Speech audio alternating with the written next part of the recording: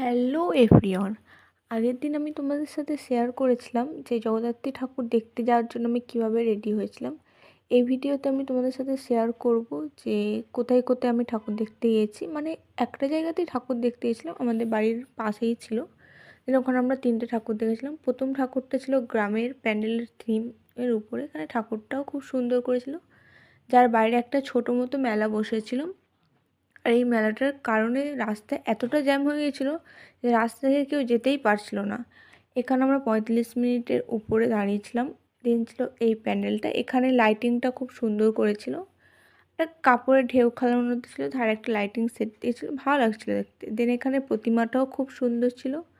আর এই প্যান্ডেলটার সামনেই একটা দুর্গা ঠাকুরের মুখের স্ট্রাকচারে তার উপর লাইটিং করেছে, দেখতে খুবই সুন্দর লাগছিল। আর এটা একটা মন্দির ছিল, মন্দিরের মধ্যে ঠাকুরটা উঠেছিল। এই ঠাকুরটাও দেখতে খুব সুন্দর।